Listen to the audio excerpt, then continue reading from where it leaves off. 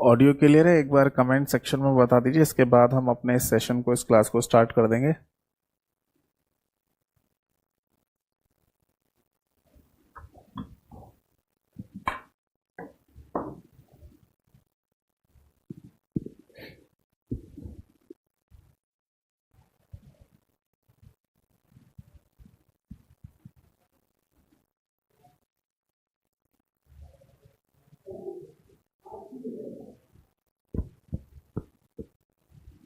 एक बार जल्दी से कमेंट सेक्शन में बता दीजिए ऑडियो क्लियर है। इसके बाद हम अपने इस सेशन को, इस क्लास को स्टार्ट कर देंगे। ठीक है जी, एवरीथिंग इज ओके नाउ। और शुरू करते हैं अपने इस सेशन को और अपने इस क्लास को। ठीक है, तो क्लास को शुरू करने से पहले केवल वही 1 मिनट का समय आप सभी लोगों को लूंगा, और उस 1 मिनट के समय में जो गाइडेंस मैं हमेशा देता हुआ आया हूँ उसे दोहरा देता हूँ, क्योंकि हर बार है ना क्लास में नए स्टूडेंट ऐड होते हैं, तो उन्हें भी ये बात पता चलना ज़रूरी है। ठीक है, तो 1 मिनट का समय शुरू होता है अब। देखिए, क्लास में जितनी भी मैं थ्योरी करा रहा हूँ आपको, ये मोर देन सफिशिएंट है। इससे ज़्यादा थ्योरी आपको करने की ज़रूरत नहीं है। ठीक है, बट ये जो थ्योरी मैं करा रहा हूँ इसे समझिए, सुनिए और लिखिए भी। बट इसके अलावा कहीं से भी किसी किताब से या पीडीएफ से थ्योरी मत पढ़िए। ठीक है, ये बहुत सफिशिएंट है जितने मैं करा रहा हूँ। इसके अलावा एमसीक्यू प्रैक्टिस ज़रूर करिए, यानी कि मल्टीपल चॉइस क्वेश्चंस की प्रैक्टिस। और इसके लिए आपको जाना होगा मेरे यूट्यूब चैनल पर, जिसका नाम है कंप्यूटर बाय यतेंद्र सर। वहाँ पर 2 चीज़ें फॉलो करनी है। एक तो कम्युनिटी वाला सेक्शन, जिसमें मैं क्वेश्चन डालता हूँ डेली बेसिस पर। आप उनके जब आंसर करोगे तो आपको सेम वही फीलिंग आएगी कि आप एक मॉक टेस्ट दे रहे हैं। और फिर चले जाओ आप प्लेलिस्ट वाले सेक्शन में, वहाँ पर एक प्लेलिस्ट है MCQ practice for all exam.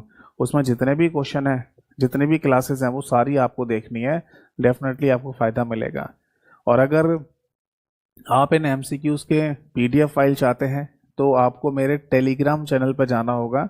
Telegram channel का नाम भी सेम ही है, कंप्यूटर बाय यतेंद्र सर। वहाँ पर आपको एमसीक्यूज़ की पीडीएफ मिल जाएंगी, जिनको आप डाउनलोड करके जैसे चाहें वैसे आप पढ़ सकते हैं। अगर किसी को ये दोनों मेरे ऑफिशियल चैनल ना मिल रहे हो तो आप सीधे मुझे टेलीग्राम या व्हाट्सएप किसी पर भी मैसेज कर सकते हैं अपने बैच का नाम लिखकर। तो मेरा ये दोनों लिंक, ऑफिशियल लिंक आपके पास आ जाएंगे। ये दोनों मेरे एक ही नंबर से चलते हैं, 8448832987। 1 मिनट समाप्त हुआ। तो चलिए शुरू करते हैं आज के इस सेशन को और आज की इस क्लास को। ठीक है जी, चलिए। तो सबसे पहले नमस्कार सभी को, सभी को नमस्कार। आज की डेट डाल देता हूं मैं, 23 अक्टूबर 2024, यानी 23 अक्टूबर 2024 आज की तारीख है। और हमारा आज की क्लास में एक और नया चैप्टर स्टार्ट होने जा रहा है, जिसका नाम है मेमोरी यूनिट्स। हिंदी में इसको ना मेमोरी इकाइयां कहा जाता है। मेमोरी इकाइयां, क्लियर है? अब देखो, मैं आप सभी लोगों को बता दूं कि ये जो मेमोरी यूनिट्स है ना, तो ये मेमोरी यूनिट्स, मेमोरी इकाइयां नाम का सब टॉपिक है या चैप्टर है। बट इससे पहले, यानी लास्ट क्लास की अगर हम बात करें, तो वहाँ पर हमने एक टॉपिक पढ़ा, मेमोरी यूनिट, जो कि सीपीयू का तीसरा पार्ट या तीसरा भाग था, है ना। तो वो चीज़ अलग है और ये चीज़ अलग है, ये ध्यान रखना। स्पेलिंग में भी है चेंज। वो मेमोरी यूनिट होता है सीपीयू का तीसरा पार्ट, और ये मेमोरी यूनिट्स बोलते हैं इनको। ठीक है, दोनों एक ही चीज़ नहीं है। चलिए, अब ये चैप्टर है क्या बेसिकली, और इससे एग्जाम में क्या पूछा जाता है, ये मैं आपको समझाता हूँ। देखो, एक्चुअली मैं आपको बता दूं कि हम जब है ना कोई भी मॉक टेस्ट देखते हैं या कभी भी कहीं कोई क्वेश्चन देखते हैं, तो वहां पर हमें अक्सर है ना बिट बाइट, किलोबाइट, मेगाबाइट ऐसे शब्द है ना जरूर देखने को मिलते हैं, या इन पर आधारित हमें क्वेश्चन जरूर देखने को मिलेंगे, है ना। तो ये जो क्वेश्चंस है ना, ये कई बार तो हम ठीक कर देते हैं, और कई बार है ना हमें इनमें या तो कंफ्यूजन हो जाता है।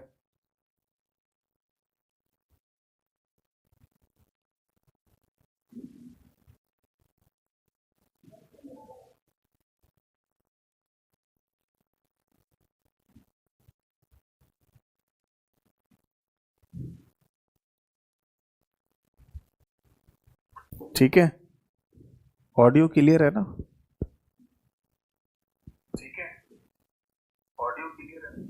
हाँ, ऑडियो क्लियर है। ठीक है। तो हाँ, मैं ये कह रहा था आप सभी लोगों से कि कई बार तो है ना, हम इन जो टर्म होती हैं ये बिट बाइट किलो बाइट वाली, इनमें कई बार तो हमें कंफ्यूजन हो जाता है कि क्या सही आंसर होगा।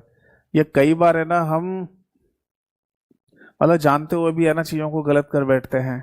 ठीक है, कई बार हमें कुछ चीज़ें पता नहीं होती एग्जैक्टली। तो ऐसा नहीं होना चाहिए। कंप्यूटर फंडामेंटल में ये मेमोरी यूनिट भी एक पार्ट होता है कंप्यूटर फंडामेंटल का, यानी कि जब आप बेसिक कंप्यूटर पढ़ते हैं तो ये भी आपको ज़रूर पढ़नी चाहिए, क्योंकि इससे संबंधित भी एग्जाम्स में हमें क्वेश्चन देखने को मिल जाते हैं। ठीक है। तो आज की क्लास में मैं मेमोरी यूनिट्स आपको समझाने जा रहा हूँ, और ये केवल एक ही क्लास का चैप्टर या एक ही क्लास का टॉपिक है। ठीक है। और इसमें जितनी भी बातें मैं आपको बताऊं, मैं लिख कर दे सकता हूं, दावे के साथ कह सकता हूं कि इससे ज्यादा आपके एग्जाम में नहीं पूछी जाएंगी। ठीक है। तो चलिए शुरू करते हैं इसको। देखो, मेमोरी यूनिट्स की शुरुआत कहाँ से करेंगे मैं समझाता हूँ। हमारे पास है ना, आज की डेट में जो कंप्यूटर है उसे डिजिटल कंप्यूटर के नाम से बोला जाएगा, है ना। यही से हमने ना अपने इस सब्जेक्ट की शुरुआत भी की थी, और मैंने बोला भी था कि हमारे पास जो कंप्यूटर्स होते हैं उनको डिजिटल कंप्यूटर के नाम से बोला जाता है। अब किसी भी डिजिटल कंप्यूटर का कॉन्सेप्ट किस पर आधारित होता है? डिजिटल कंप्यूटर का concept based on, based on का मतलब है आधारित होना। तो किस पर आधारित होता है डिजिटल कंप्यूटर का कॉन्सेप्ट? तो पता चला कि डिजिटल कंप्यूटर का कॉन्सेप्ट बाइनरी के कॉन्सेप्ट पर आधारित है। और बाइनरी का मतलब क्या होता है? बाइनरी का मतलब होता है दो, है ना। जैसे मैथमेटिक्स अगर हम पढ़ते हैं, गणित हम पढ़ते हैं, तो उसमें जितने भी नंबर्स हम लिख रहे हैं या इस्तेमाल कर रहे हैं उनको डेसिमल नंबर्स कहा जाता है। क्यों डेसिमल नंबर इसलिए कहा जाता है? क्योंकि आपको वहां पर किसी भी नंबर को लिखने के लिए 10 चॉइसेस मिलती हैं, 0 से लेकर 9 तक। तो अगर आपके पास टोटल मिला के 10 चॉइसेस हैं 0 से लेकर 9 तक, तो इसलिए आप उन नंबर्स को डेसिमल नंबर्स के नाम से बोल रहे होते हैं। बट अगर कंप्यूटर की बात करें तो कंप्यूटर में आपको चाहे कितना बड़ा भी कोई नंबर लिखना हो, कितनी भी संख्याओं का कोई नंबर लिखना हो, आपके पास केवल दो ही चॉइसेस होती हैं, या तो 0 या फिर 1। तो अगर आपके पास केवल दो ही चॉइसेस हैं, 0 या 1, इसीलिए यहां पर बायनरी शब्द का इस्तेमाल किया जाता है। BI का मतलब ही होता है दो से, और डेसिमल में डेसी का मतलब होता है 10 से, है ना। तो बाइनरी का मतलब क्या हो गया? दो। अब वो दो चीजें क्या है? या तो 0 है या फिर 1 है। ठीक है। आप कितना बड़ा भी, कोई कितना बड़ा छोटा जितना बड़ा भी नंबर लिखना चाहें, उसमें केवल आपके पास दो ही विकल्प हैं, या तो 0 या फिर 1, या तो 0 या फिर 1 ही इस्तेमाल कर सकते हैं आप, है ना। तो ये जो सिंगल 0 है, इसे कंप्यूटर में कुछ कहा जाता है? जी हाँ, इसे 1 बिट कहते हैं। और सिंगल 1 को भी क्या कहते हैं? सिंगल 1 को भी 1 बिट के नाम से ही बोल दिया जाता है। और यहीं से शुरुआत होती है हमारी इन मेमोरी यूनिट्स की।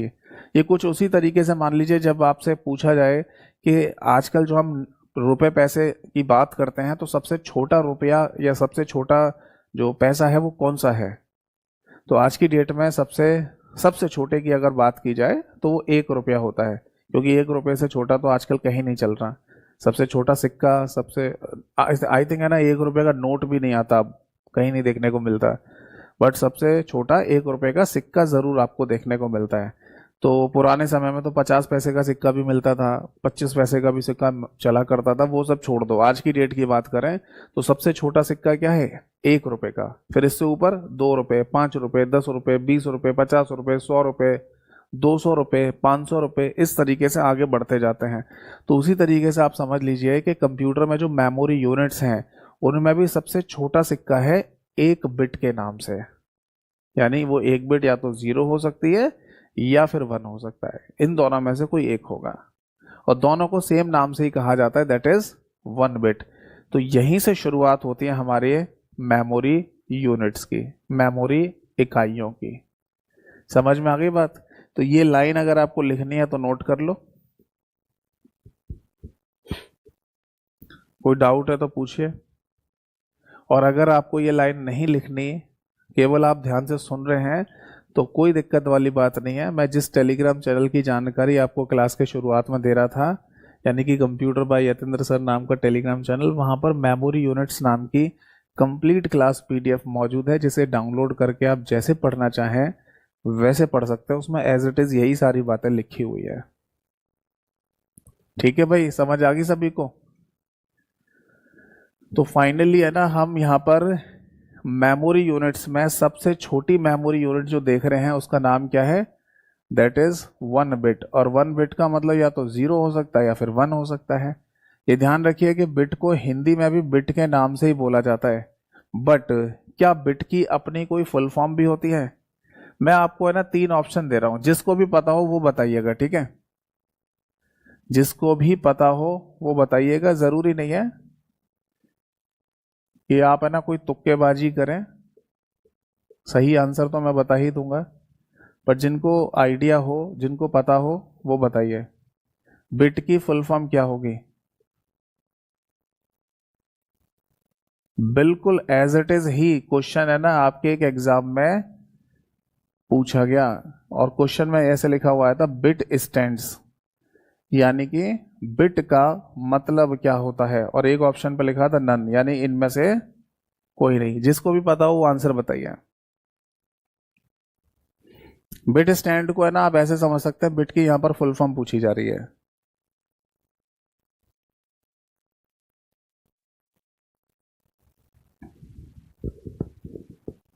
जैसे मैं देख पा रहा हूं बहुत सारे लोगों ने आंसर दिया है। क्या आंसर होगा? बाइनरी नंबर, बाइनरी डिजिट, या बाइनरी इनपुट टर्मिनल? तो बेटा इसका सही आंसर है ऑप्शन बी, यानी कि बाइनरी डिजिट। अब आप ये मत सोचिएगा कि जब भी कभी है ना हम फुल फॉर्म या शॉर्ट फॉर्म की बात करते हैं, जैसे कि अगर मेरे से ये कहा जाए कि सीपीयू यानी कि कंप्यूटर के दिमाग की फुल फॉर्म क्या होती है, तो इसमें सी का मतलब सेंट्रल, पी का मतलब प्रोसेसिंग, और यू का मतलब यूनिट होता है, सेंट्रल प्रोसेसिंग यूनिट। तो यानी कि हर एक लेटर का अपना एक मीनिंग होता है ना? बट ऐसा बिट के साथ नहीं है। बिट में बी का मतलब अलग, आई का मतलब अलग, और टी का मतलब अलग नहीं होता है। बिट को कलेक्टिवली यानी एक साथ बाइनरी डिजिट के नाम से बोला जाता है, इसलिए सही आंसर हो जाएगा ऑप्शन बी। क्लियर है? तो यहां पर हम है ना बिट की फुल फॉर्म भी लिख लेंगे, दैट इज बाइनरी डिजिट। समझ में आ गई बात? तो कुछ शॉर्ट फॉर्म फुल फॉर्म ऐसी होती हैं जो ट्रेडिशनल मेथड को फॉलो नहीं करती हैं, है ना? जैसे सीपीयू की full form central processing unit होती है, तो बिल्कुल सीपीयू की तीनों का अलग अलग मतलब है। यहाँ पर तीनों का अलग अलग मतलब नहीं होता है, और इसको कलेक्टिवली बाइनरी डिजिट के नाम से बोल देते हैं, ठीक है? अब देखो सेकंड नंबर पर जो यूनिट बनाई गई है कंप्यूटर में, उसमें 4 बाइनरी बिट रखी जाती हैं इस तरीके से। बट ये मैटर नहीं करता कि 0 कहां पर है या 1 कहां पर है, आपको केवल कलेक्टिवली 4 बाइनरी बिट लिखनी है। ये बात समझ में आ गई? यानी आप तो या तो चारों 0 लिख दो, या चारों 1 लिख दो, या चारों 0 1 के कॉम्बिनेशन लिख दो, जैसा आप लिखना चाहें वैसे लिखिए, 0 जहां लिखना चाहें वहां लिखिए, बट इनको कलेक्टिवली 4 बाइनरी बिट आपको लिखनी पड़ेगी एक साथ। तो इसे क्या बोला जाएगा? इसे कंप्यूटर में 1 निबल के नाम से बोल दिया जाता है, जिसको हम 4 बाइनरी बिट के नाम से भी बोल सकते हैं। समझ में आ गई बात? या फिर केवल आप इसको 4 बिट भी बोल सकते हैं। और हिंदी में भी है ना निबल को निबल के नाम से ही बोला जाता है। मैं फिर से बताता हूँ, ये मैटर नहीं करता कि 0 कितने हैं या 1 कितने हैं, या 0 कहां पर है या 1 कहां पर है। ये चारों मतलब 4 होने चाहिए आपके पास। ये बात समझ में आ गई या नहीं? ठीक है। अब इसके बाद आगे की जो यूनिट है उसमें 8 0, या फिर 8 बार 1, या फिर 8 बार 0 1, इस तरीके से अगर आपके सामने कहीं लिखा हुआ है तो आप इसे क्या बोलेंगे? आप इसको 1 बाइट के नाम से बोल देंगे। अब देखो यहां पर भी हम यही चीज देख रहे हैं कि टोटल मिला के ना 8 0 लिखे हुए हैं, या 8 1 लिखे हुए हैं, या फिर 8 0 1 के कॉम्बिनेशन लिखे हुए हैं, है ना? और ये मैटर नहीं कर रहा कि 0 कहां पर है या 1 कहां पर है।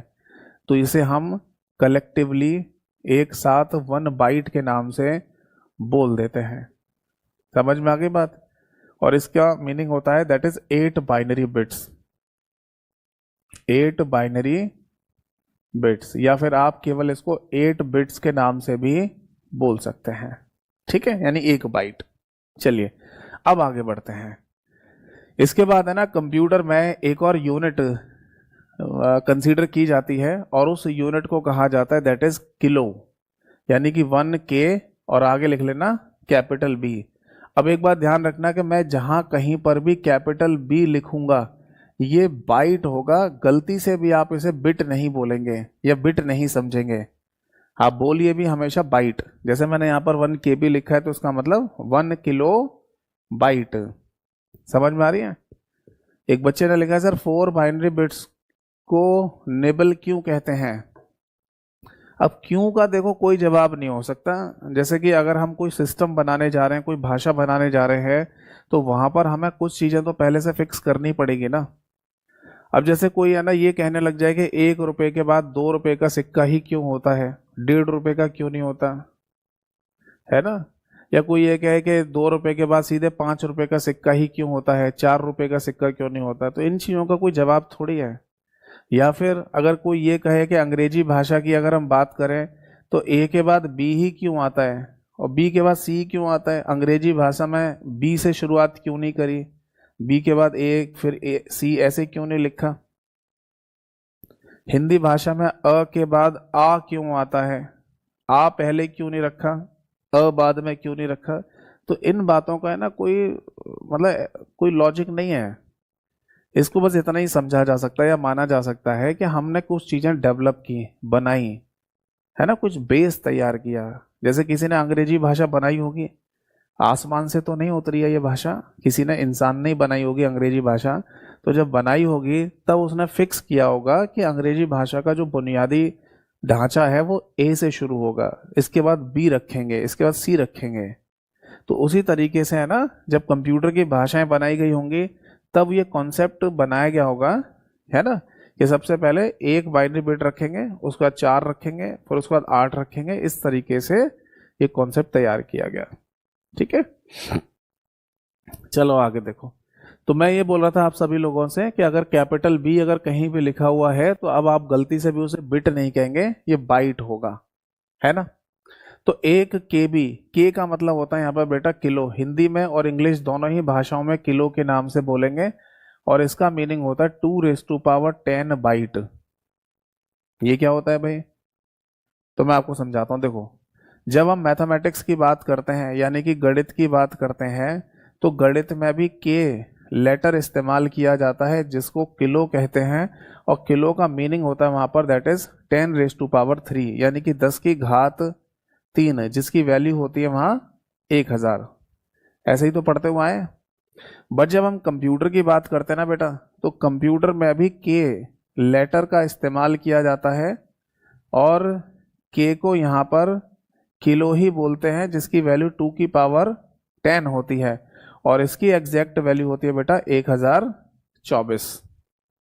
ठीक है, तो यहां पर जैसे मैंने लिखा है ना 1 किलो बाइट, तो इसकी वैल्यू कितनी है 2 की पावर 10 बाइट और 2 की पावर 10 को अगर आप ब्रेक करेंगे या खोलेंगे तो 1024 बाइट निकल के आएगा।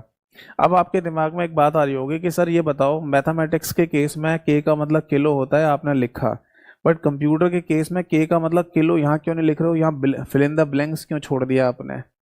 तो देखो मैं आपको एक नई बात बताने जा रहा हूँ जो कि इंपॉर्टेंट भी है। कंप्यूटर में के का मतलब की भी होता है, KIBI। आप बोलेंगे सर ये कैसे, ये तो हमने कभी नहीं देखा, ये तो नाम कभी नहीं आया, के का मतलब हम की भी हमारे सामने है। तो मैं आपको बता दूं जितनी भी लोकल राइटर की किताबें हैं, लोकल राइटर्स की PDF हैं या फिर जो एग्जाम भी हो रहे हैं उन सभी में भी के का मतलब किलो ही कंसीडर किया जाता है, कंप्यूटर में भी। बट जब आप कंप्यूटर को स्टैंडर्ड तरीके से पढ़ेंगे, इसकी मानक किताबों को देखेंगे, तब आपको वहां पर के का मतलब की भी लिखा हुआ दिखाई देगा, है ना।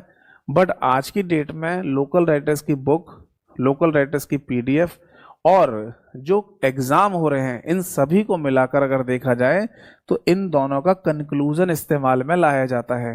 कैसा, हमारे कंप्यूटर में जो भी क्वेश्चंस बनाए जाते हैं, जो भी थ्योरी बनाई जा रही है, उसमें के को किलो ही कहा जा रहा है। जैसे कि मैंने भी यहाँ पर के का मतलब किलो ही लिखा है, बट जो वैल्यू है वो यहाँ पर ये वाली कंसीडर की जा रही है, यानी 2 की पावर 10 और 1024, जैसे कि मैंने यहाँ पर लिखा।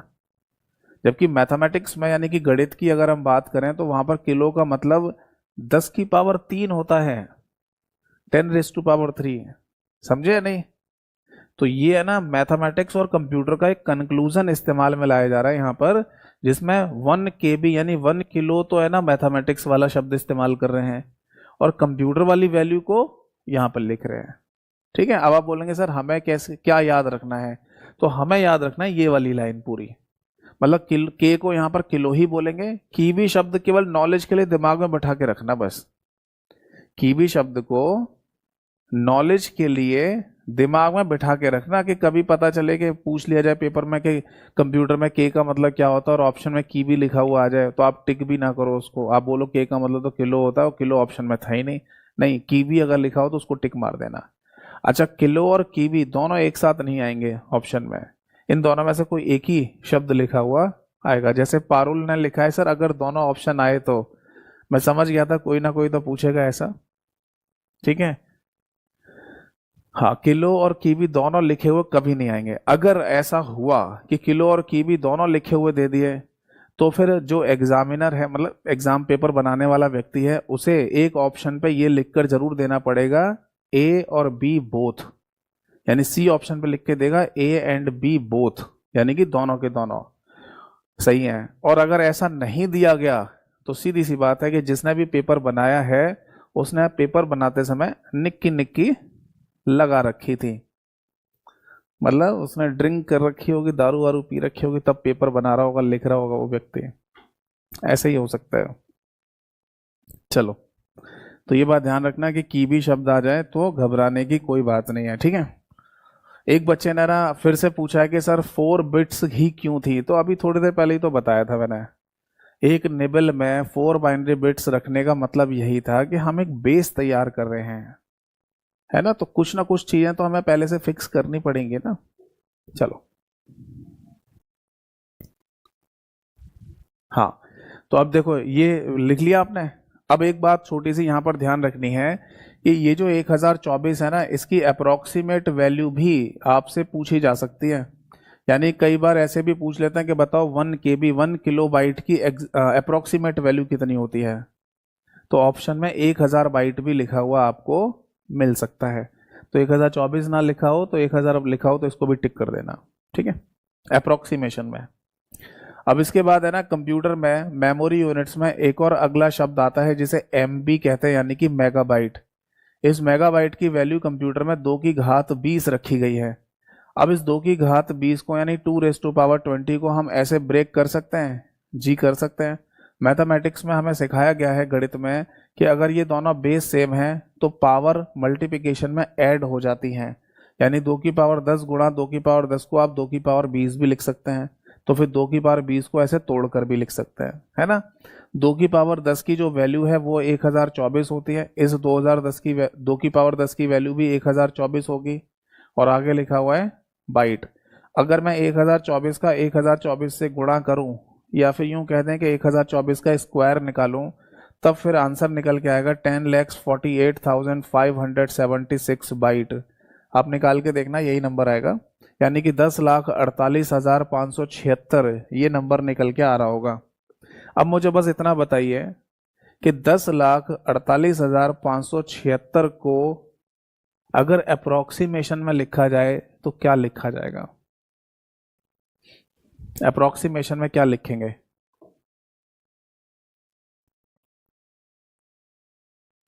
स्वाति जी ने लिखा सर ऐसा क्यों, अरे क्या ऐसा क्यों, ऐसा क्यों है, ये ऐसा क्यों है, इसी बात पे क्यों लड़ गए हो।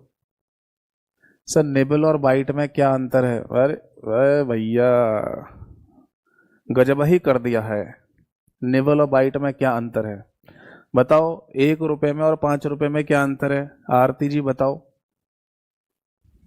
1 रुपए में और 5 रुपए में क्या अंतर होता है बताओ। गजब हाल ही कर दिए हैं, अरे मतलब बिल्कुल एकदम से बाल की खाल निकालने की कोशिश क्यों करते हो यार, कोई तो क्या इन बातों का कि निबल में और बाइट में क्या अंतर है, साफ साफ लिखा हुआ है। आप छोटे छोटे बच्चे नहीं होते, छोटे छोटे बच्चे इतने छोटे छोटे, उस तरह की बातें करते हो। मतलब साफ साफ लिखा है, एक निबल बराबर 4 बाइनरी बिट्स होते हैं, लिख के भी दिखाया था। एक बाइट बराबर 8 बाइनरी बिट्स होते हैं, लिख के भी बताया था, फिर भी है ना, मतलब गजब ही हाल कर देते हैं।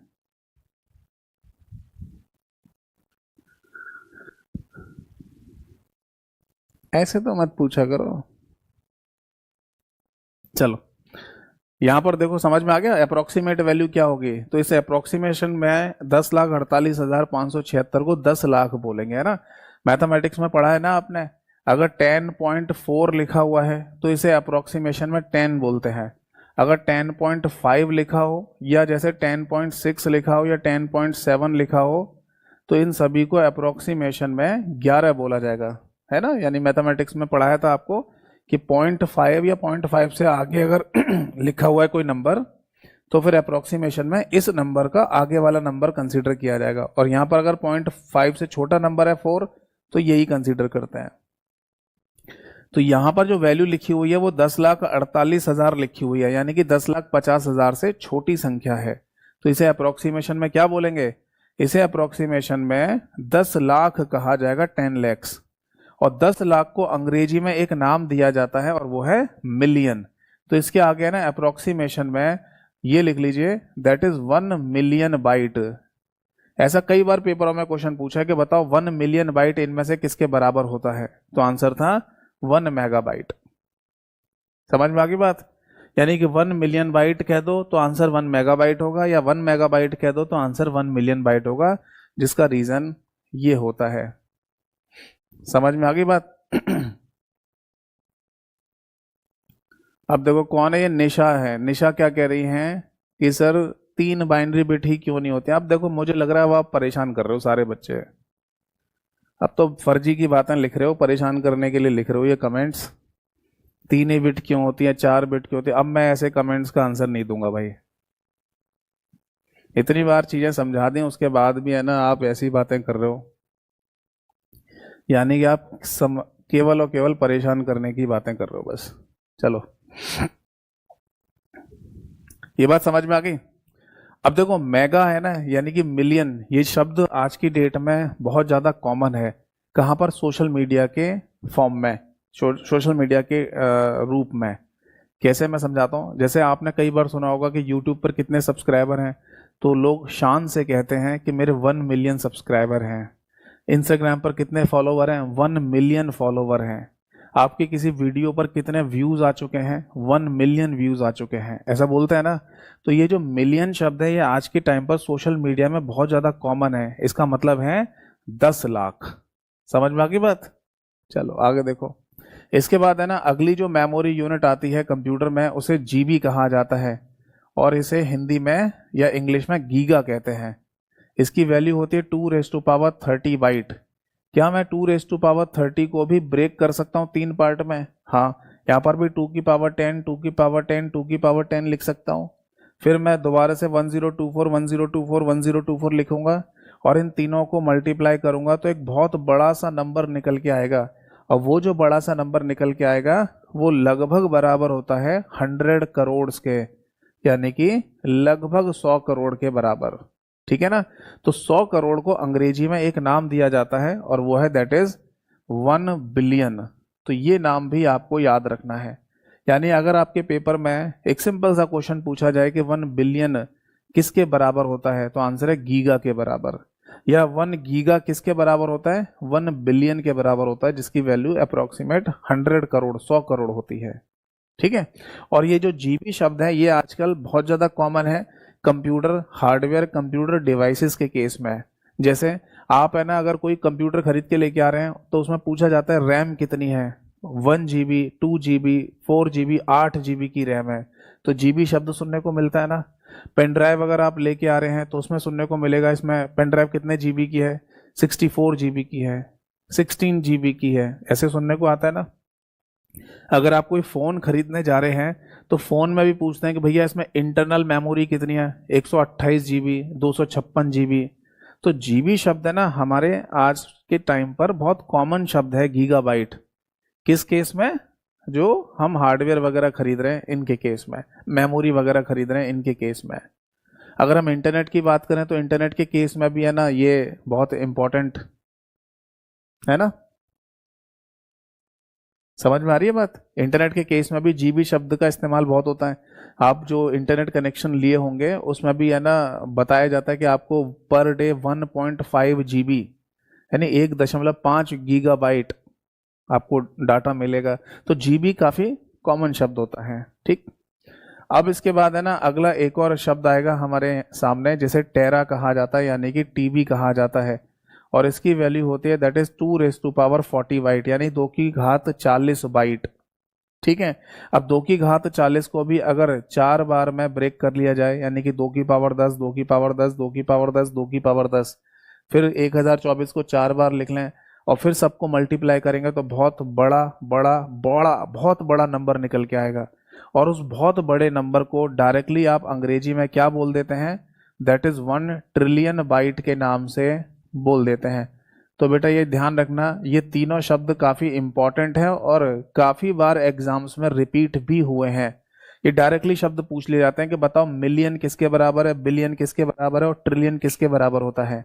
एक रिदम सी भी बन रही है यहाँ पर, जैसे एम का मतलब एम से ही है यानी मिलियन बराबर मेगा के, और यहाँ पर टी है यानी ट्रिलियन बराबर है टेरा के। एक अलग है, गीगा बराबर है बिलियन के, यानी यहाँ पर जी है यहाँ पर बी है। तो कभी अगर दिमाग में ऐसा कंफ्यूजन आ जाए कि कौन मिलियन था कौन बिलियन था, तो ऐसे याद कर लेना एम एम टी टी, एक अलग है गीगा जो बिलियन के बराबर है। ये बात समझ में आ गई सभी को, ठीक है जी। तो फाइनली है ना किलो मेगा गीगा टेरा, यहां तक हमने इसको समझ लिया। अब मैं आपको इसका भी एग्जांपल बता देता हूं कि टेरा शब्द हमें कहाँ देखने को मिलता है। देखो टेरा शब्द भी है ना हमें हमारे कंप्यूटर के केस में ही देखने को मिल जाएगा। जैसे हमारे कंप्यूटर में डाटा को परमानेंट स्टोर करने के लिए एक हार्ड डिस्क नाम की डिवाइस लगी होती है, हाँ लगी होती है। तो उस हार्ड डिस्क की जो कैपेसिटी है, जो मैक्सिमम डाटा स्टोर करने की कैपेसिटी है, वो टेराबाइट में ही आती है आज की डेट में। आपके पास अगर कोई कंप्यूटर लैपटॉप वगैरह है तो उसमें 1 TB या 2 TB की हार्ड डिस्क होगी। या आजकल एक और कॉन्सेप्ट चल रहा है एसएसडी का, यानी कि सॉलिड स्टेट ड्राइव का। इसके बारे में आगे चर्चा करूंगा, मैं बताऊंगा आपको। तो सॉलिड स्टेट ड्राइव भी अगर आज के समय किसी कंप्यूटर में पहले से आ रही है तो हो सकता है 1 TB की आपको मिल जाए। तो टेराबाइट है ना हमारे नॉर्मल कंप्यूटर में हार्ड डिस्क या एसएसडी के केस में देखने को मिलती है। हाँ, जैसे एक बच्चे ने लिखा है आईफोन में भी 1 TB आने लगे हैं। हाँ, आईफोन जो फोन आते हैं उसमें भी 1 TB की मेमोरी कैपेसिटी दी जा रही है। चलो अब आगे देखो, इसके बाद है ना एक और मेमोरी यूनिट हमारे सामने आएगी जिसको 1 PB कहा जाएगा और हिंदी में इसको पेटा कहा जाता है। इसकी वैल्यू होती है 2⁻50 बाइट। क्या 2⁻50 को भी है ना ऐसे ब्रेक करने की जरूरत है, क्या इसके भी अंग्रेजी नाम की जरूरत है? तो आंसर है नहीं। यहां पर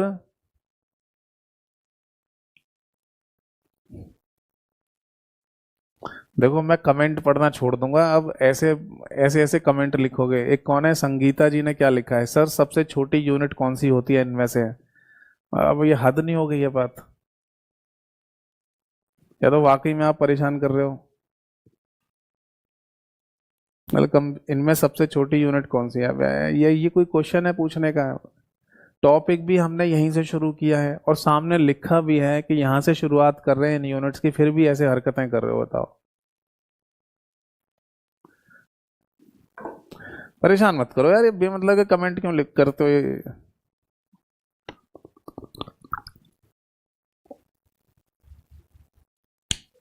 बेकार के कमेंट क्यों कर रहे हो? जब साफ साफ लिख रहा है यहाँ से 1 बिट से शुरुआत करिए तो सबसे छोटी यूनिट ये हो गई, और फिर टॉपिक भी हमने यहीं से शुरू करा है।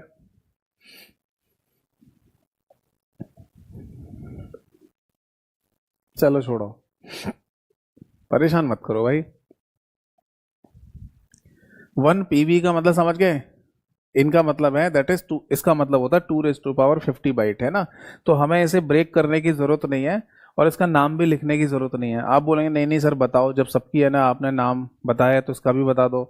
तो 1 पेटाबाइट का अंग्रेजी में नाम होता है क्वाड्रिलियन, QUADRILLION, क्वाड्रिलियन।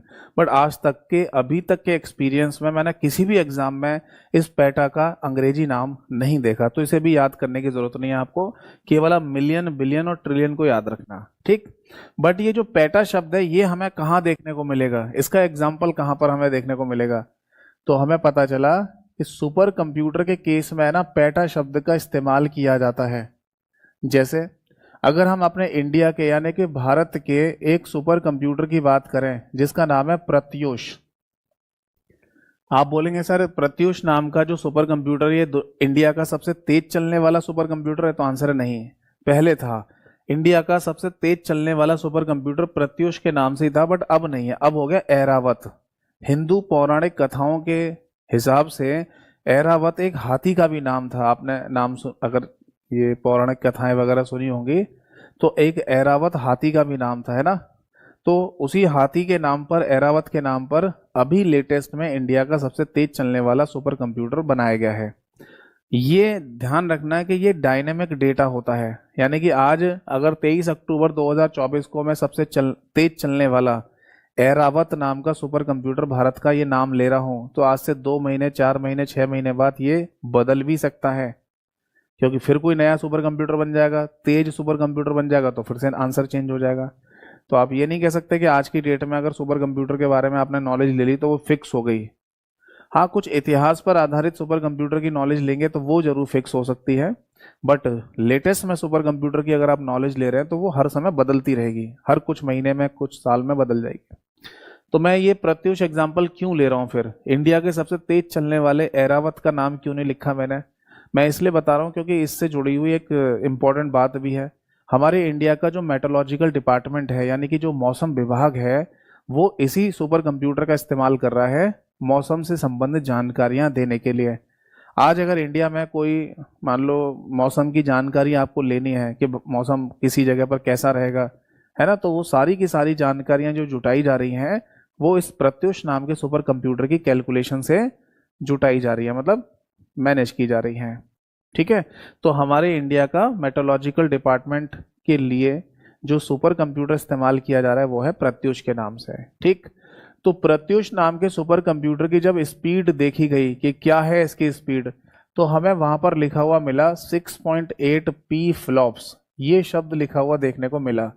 अब 6.8 तो एक नंबर है, ये जो पी है इसका मतलब पेटा ही होता है, यानी कि ये वाला शब्द, ये वाला पेटा, यानी 2⁻50। पेटा की वैल्यू कितनी होगी, 2 की घात 50। और ये क्या लिखा हुआ है, फ्लॉप्स, ये बेसिकली सुपर कंप्यूटर की स्पीड यूनिट को कहा जाता है, जिसकी फुल फॉर्म होती है फ्लोटिंग पॉइंट ऑपरेशन पर सेकंड। ये आप नोट करना चाहें तो नोट कर लो कि किसी भी सुपर कंप्यूटर की स्पीड को फ्लॉप्स में मापा जाता है और इसकी फुल फॉर्म होती है फ्लोटिंग पॉइंट ऑपरेशन पर सेकंड, ठीक है। तो ये जो पेटा शब्द है ये बेसिकली हमें सुपर कंप्यूटर के केस में ही देखने को मिलता है, ये काफी बड़ी यूनिट हो जाती है, ठीक। अब आप ये बोलेंगे कि सर सुपर कंप्यूटर की जो स्पीड है वो फ्लॉप्स में मापी जाती है, तो हमारे जो साधारण कंप्यूटर होते हैं इनकी स्पीड को है ना किस में मापते हैं, इनकी स्पीड को किस में मापा जाता है, तो ये भी मैं आपको बता देता हूं। अगर इसे भी नोट करना चाहें तो नोट कर लीजिए, यहां लिख देता हूं। एक नॉर्मल कंप्यूटर की जो स्पीड होती है, साधारण कंप्यूटर की जो आप और हम सब लोग इस्तेमाल कर रहे हैं, उसकी स्पीड को मिप्स में या मॉप्स में मापा जाता है। मिप्स लिख लो या मॉप्स लिख लो, इसकी फुल फॉर्म होती है मिलियंस ऑफ इंस्ट्रक्शन पर सेकंड या मिलियंस ऑफ ऑपरेशन पर सेकंड, ठीक है। फुल फॉर्म लिखना है लिख लो, नहीं तो ऐसे लिख लो केवल, मिलियंस ऑफ इंस्ट्रक्शन पर सेकंड या मिलियंस ऑफ ऑपरेशन पर सेकंड, मिप्स या मॉप्स। और एक और लिख लो, ये हमारे कंप्यूटर में जो सीपीयू लगा होता है, सेंट्रल प्रोसेसिंग यूनिट, अगर इसके स्पीड की बात की जाए तो इसकी स्पीड मापी जाती है HZ में, जिसको हर्ट्ज कहा जाता है, HERTZ, हर्ट्ज। हर्ट्ज है ना, आपने ये शब्द फिजिक्स में भी पढ़ा होगा, जब आप भौतिकी पढ़ते हैं, साइंस पढ़ते हैं, तब वहां पर एक शब्द पढ़ाया जाता है फ्रीक्वेंसी, जिसे हिंदी में आवर्ती कहा जाता है। तो उसी आवर्ती की जो इकाई होती है, यूनिट होती है, वो हर्ट्ज होती है, पढ़ा है ना। तो सीपीयू की भी जो स्पीड है वो हर्ट्ज में मापी जाती है। अब अगर कभी ऐसा पूछ लिया जाए कि सीपीयू की स्पीड किस में मापी जाती है, तो हर्ट्ज अगर नहीं हो वहां पर तो kilo hertz, mega hertz, giga hertz शब्द भी हो सकता है, क्योंकि हर्ट्ज के आगे ये वाले लेटर भी लगे हुए हो सकते हैं। ठीक है, बट मेन शब्द हर्ट्ज ही होता है। तो ये ध्यान रखना कि सीपीयू की स्पीड को हर्ट्ज में मापते हैं, नॉर्मल कंप्यूटर की स्पीड को मिप्स या मॉप्स में मापते हैं, और सुपर कंप्यूटर की स्पीड को फ्लॉप्स में मापते हैं, यानी कि फ्लोटिंग पॉइंट ऑपरेशन पर सेकंड में। कुछ लोकल राइटर की किताबों में और लोकल राइटर्स की पीडीएफ में ये आंसर्स आपको गलत देखने को भी मिल सकते हैं। ठीक है, आगे देखो।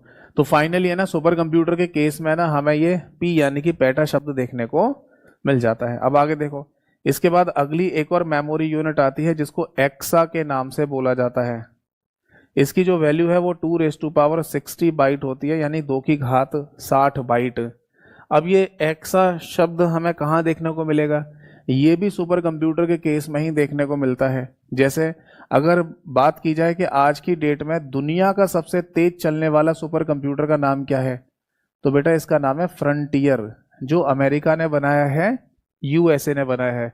और इसकी अगर स्पीड की बात करें तो वहां पर लिखा हुआ देखने को मिला हमें 1.102 ई फ्लॉप्स।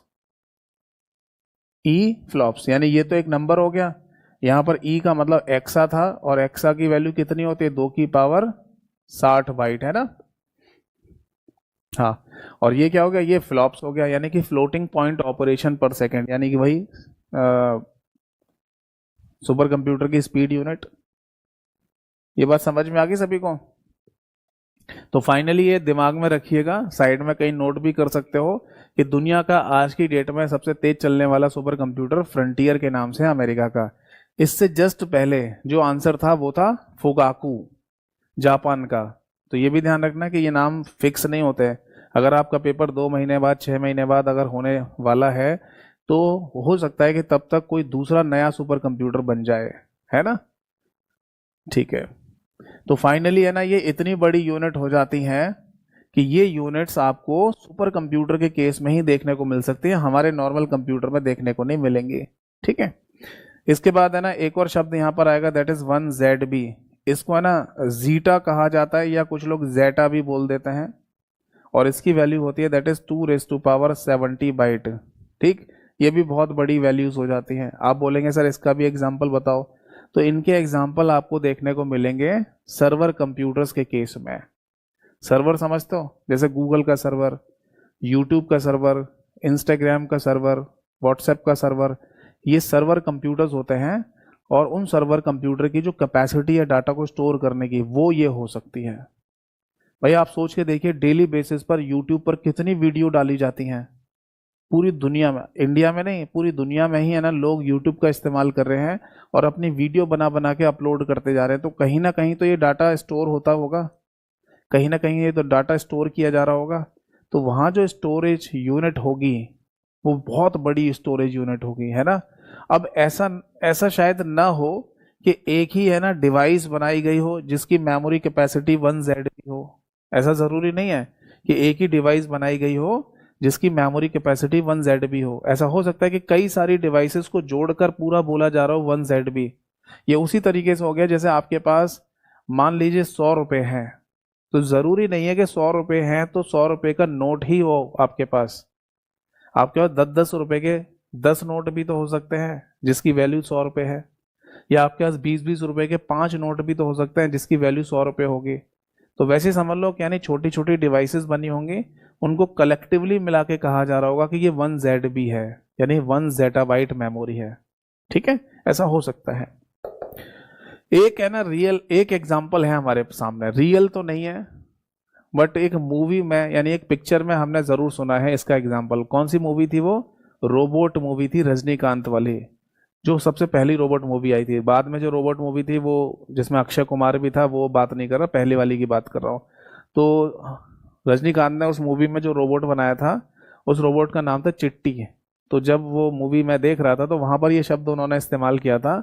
जब रोबोट वो बन जाता है ना, तो उससे पूछा जाता है कि तुम्हारे अंदर क्या कॉन्फ़िगरेशन है बताओ, तो वो रोबोट आंसर कर रहा था मेरे अंदर 1 ZB मेमोरी, ऐसा बोला है उसने वहां पर। तो उसने यही वाला शब्द बोला था, जेटा बोल दो या जीटा बोल दो, तो उस मूवी में ये शब्द इस्तेमाल किया गया, मतलब बताया गया है कि वो रोबोट 1 zettabyte तक का डाटा अपनी मेमोरी में स्टोर कर सकता है। ठीक है, ऐसा भले ही प्रैक्टिकल लाइफ में अभी शायद ना हुआ हो, क्योंकि आज की डेट में ना सबसे पावरफुल या सबसे इंटेलिजेंट रोबोट है वो है बिल्कुल इंसानों जैसा, वो है सोफिया के नाम से। सोफिया नाम की एक रोबोट बनाई गई है जो बिल्कुल इंसानी शरीर जैसी बनाई गई है, और सबसे लेटेस्ट और सबसे एडवांस रोबोट है वो, इंसानी शरीर जैसा, इंसानी दिमाग जैसा। उसकी भी मेमोरी कैपेसिटी आई थिंक इतनी नहीं है। ठीक है, चलो, तो फाइनली है ना ये समझ में आ गया। इसके बाद एक यूनिट और याद कर लीजिए, और वो है 1 YB, जिसको योट्टा के नाम से बोला जाता है। हिंदी और इंग्लिश दोनों में योट्टा कहते हैं, जिसकी वैल्यू 2 की पावर 80 बाइट होती है। बस यहीं तक याद कर लीजिए। होती तो वैसे इसके आगे भी हैं, जैसे इसके आगे ब्रोंटो शब्द भी आता है जिसकी वैल्यू 2 की पावर 90 होती है।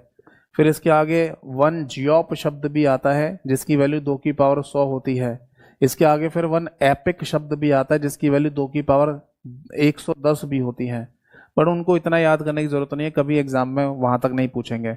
बस केवल और केवल आपको ये वाला चार्ट याद रखना है। अब इसमें याद क्या रखना है वो मैं आपको समझा देता हूँ। सबसे पहले तो ये याद रखना कि ये जो लेटर्स आपके सामने लिखे हुए हैं ये कोई इंग्लिश अल्फाबेटिकल ऑर्डर में नहीं लिखे हुए, यानी ए के बाद बी, बी के बाद सी, सी के बाद डी, ऐसे नहीं लिखा हुआ है, ये आगे पीछे लिखे हुए हैं। तो एक तो ये याद रखना कि इनकी सीक्वेंसिंग क्या है, कौन इनमें बड़ा है कौन इनमें छोटा है।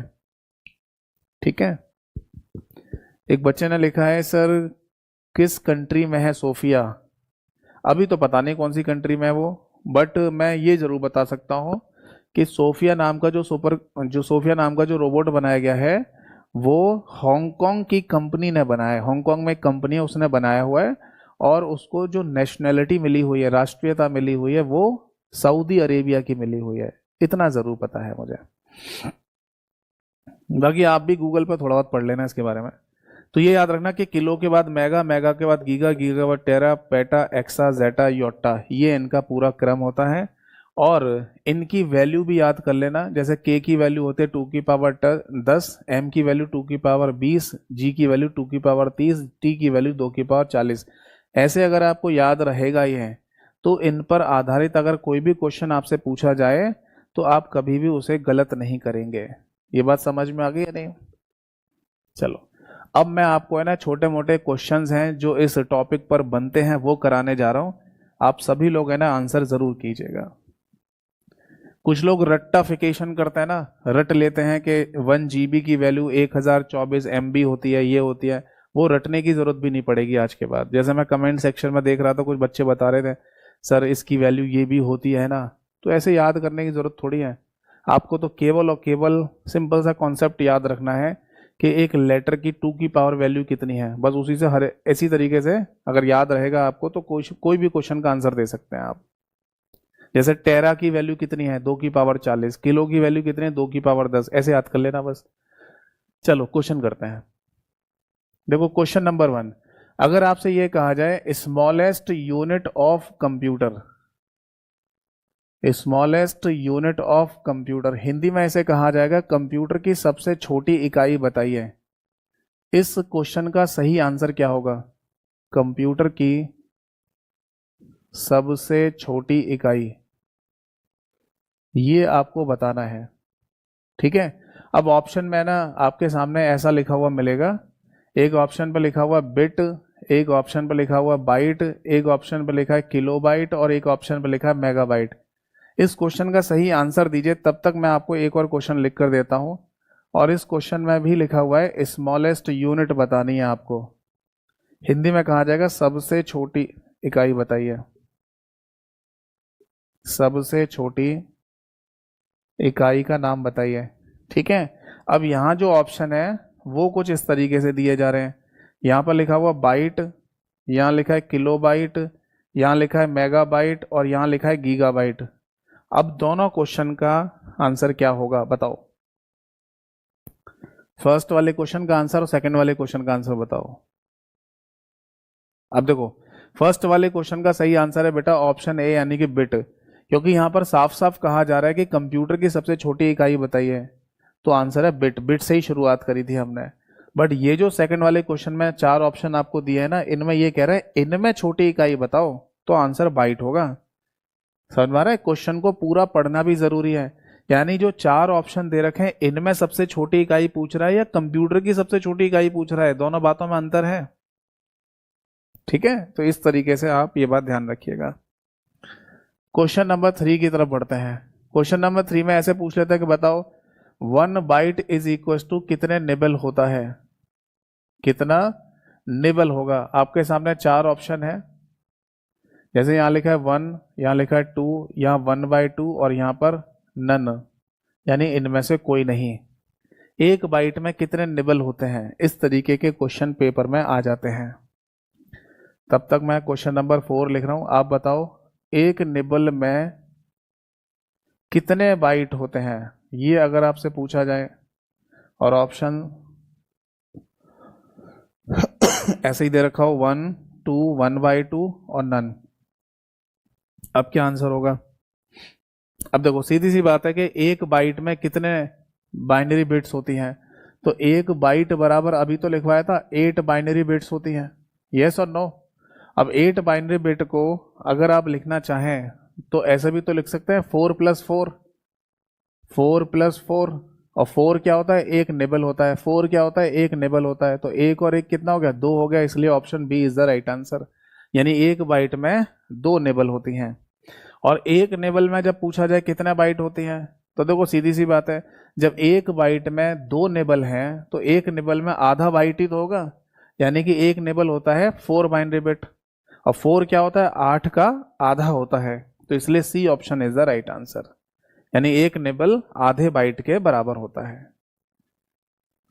ठीक है, अब आगे देखो। एक क्वेश्चन है ना ऐसा भी पूछा जा रहा है एग्जाम्स में, क्वेश्चन नंबर 5, जिसमें है ना सीक्वेंस सही ऑर्डर पूछ लेते हैं। जैसे मान लो एक क्वेश्चन में पूछा जाएगा कि इनमें से करेक्ट ऑर्डर बताइए, सही क्रम बताइए, सही क्रम बताना है आपको। ठीक है, और ऑप्शन ए पर लिखा हुआ है दैट इज, यहाँ लिखा है के बी, फिर इसके बाद लिखा है एम बी, इसके बाद लिखा हुआ है यहाँ पर टी बी, और इसके बाद लिखा हुआ है जी बी। क्या ये सही क्रम है?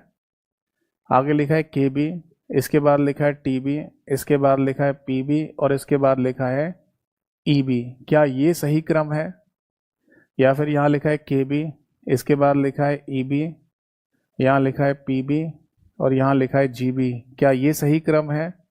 या फिर के बी, यहाँ लिखा है मान लो जी बी, यहाँ लिखा हुआ है एम बी, और यहाँ लिखा हुआ है टी बी। क्या ये सही क्रम है? तो क्वेश्चन नंबर 5 का सही आंसर क्या होगा? इनमें से आपको सही क्रम बताना है।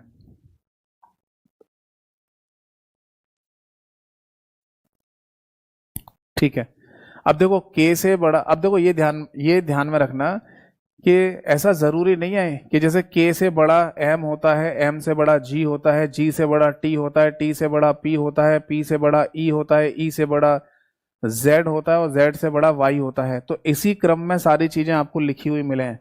ऐसा भी कह सकता है कि क्या के से बड़ा जी होता है, हाँ ये भी सही है। ऐसे भी तो कह सकते हैं जी से बड़ा ई होता है, हाँ सही है। भले ही इसके बीच में 2 लेटर और भी आते हों, बट जी से बड़ा ई तो है ही। तो ऐसे भी तो पूछ सकता है ना, बताइए। तो इसी तरीके से यहाँ पर है ना ऑप्शन बना के दिए गए। तो देखो किलो से बड़ा मेगा होता है, हाँ। मेगा से बड़ा टेरा होता है, हाँ। बट टेरा से बड़ा जीबी नहीं होता, टेरा से छोटा होता है वो। किलो से बड़ा टेरा होता है, हाँ। टेरा से बड़ा पेटा होता है, हाँ। पेटा से बड़ा एक्सा होता है, हाँ। यही हमारा सही आंसर है। और भी देख लो, किलो से बड़ा एक्सा होता है, हाँ। एक्सा से बड़ा पेटा होता है, नहीं, ये गलत हो गया। किलो से बड़ा गीगा होता है, हाँ। गीगा से बड़ा मेगा होता है, नहीं, ये गलत हो गया। तो इसलिए option B is the right answer. तो जरूरी नहीं है कि बिल्कुल वही जो क्रम हमने अभी बोर्ड पर लिखा था उसी से क्वेश्चन पूछे जाएं, उसी क्रम में पूछे जाएं, है ना। किलो के बाद अगर आपसे कहा जाए गीगा बड़ा होता है, हाँ, भले ही किलो और गीगा के बीच में मेगा आता है, और मेगा नहीं दे रहा तो मत दो, गीगा बड़ा तो होता ही है। बताओ। ठीक है, तो क्वेश्चन नंबर 5 भी हमने यहाँ पर देख लिया। अब मैं आपसे क्वेश्चन नंबर 6 पूछ रहा हूँ। बस क्लास को जल्दी अब खत्म करने वाले हैं, 1-2 क्वेश्चन और बचे हुए हैं।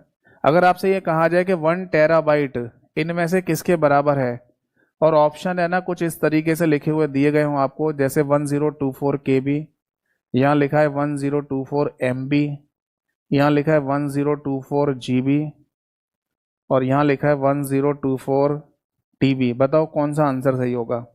तो क्वेश्चन नंबर 6 का आंसर बताइए, तब तक मैं क्वेश्चन नंबर 7 को लिखता हूं।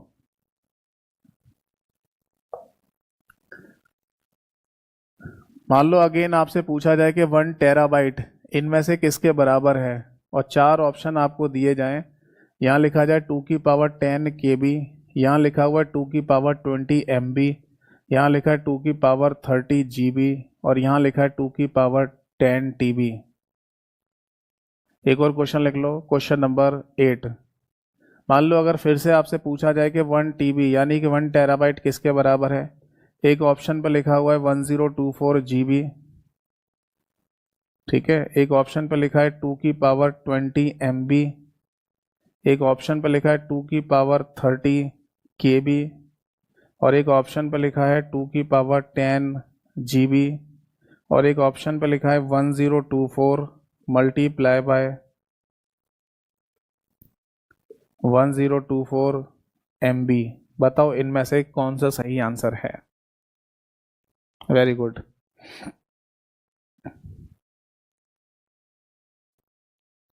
ठीक है, तो देखो क्वेश्चन नंबर 6 का सही आंसर होगा बेटा ऑप्शन सी। ठीक है, जैसे कि कुछ लोग क्लास में पहले भी ये बात बोल रहे थे, मैंने उनके कमेंट को पढ़ा नहीं था क्योंकि ये चीज़ मेरे को यहाँ पर बतानी थी। कुछ लोग पहले से बोल रहे थे कि जैसे 1 GB का मतलब 1024 MB होता है, ऐसे कुछ लिख रहे थे। वो सही था बट वो रटने वाली बात थी, ऐसा रटना नहीं है आपको। यहाँ पर है ना, बेसिकली आपको ये ध्यान रखना है कि 1 TB की जो वैल्यू होती है वो जिस ऑप्शन में मिल जाए वही हमारा सही आंसर होगा। जैसे 1 TB की वैल्यू कितनी लिखवाई थी मैंने, इसकी वैल्यू लिखवाई थी 2 की पावर 40 बाइट, है ना। अब 2 की पावर 40 बाइट जहां पर भी बन रहा होगा वही सही आंसर है हमारा, तो ये केवल सी ऑप्शन में बन रहा है। यहाँ लिखा हुआ है 1024 जो कि होता है 2 की पावर 10 और जी की वैल्यू क्या होती है ये लिखवाई थी मैंने 2 की पावर 30, है ना। तो ये दोनों अगर बेस सेम है तो मल्टीप्लिकेशन में पावर ऐड हो जाएगी। हाँ जी ऐड हो जाएगी, तो ये क्या बन जाएगा 2 की पावर 40 बाइट ही बन जाएगा। तो 2 की पावर 40 2 की पावर 40 सेम हो गया ना, इसलिए यह ऑप्शन हमारा ठीक हो गया। ऐसे क्वेश्चन में अक्सर है ना आपके क्वेश्चन गलत हो जाते हैं अगर आपने रटने की कोशिश की तो। समझ में आ रही है बात। तो रटना बटना नहीं है कि इसकी वैल्यू यही होती है याद कर लिया, इसमें थोड़ा सा भी ऊपर नीचे कर दिया तो आपका आंसर गलत हो जाएगा। बस आपको ये बात पता होनी चाहिए। क्या हमें ये चीज़ें कागज पर लिखकर देखने की जरूरत है? नहीं, कागज पर भी नहीं लिखना, हमें ये चीज़ दिमाग में ही कैलकुलेट कर लेनी है कि ये चीज़ मत लिखो, बस यहीं देख लो। 1024 की वैल्यू होती है 2 की पावर 10, जी की वैल्यू होती है 2 की पावर 30, 30 प्लस 10 40, 40, हाँ ये आंसर हो गया। ऐसे यहाँ देख लो कौन सा ऑप्शन ऐसा है जिसमें 2 की पावर 40 वैल्यू बन रही है। ऑप्शन बी में देखो 2 की पावर 20 और m की वैल्यू होती है 2 की पावर 20। मेगा की वैल्यू मैंने 2 की पावर 20 ही लिखवाई है आपको, तो 2 की पावर 20 और 2 की पावर 20 मिलके क्या हो जाएगा 2 की पावर 40 हो जाएगा। तो इसलिए ये आंसर सही है हमारा।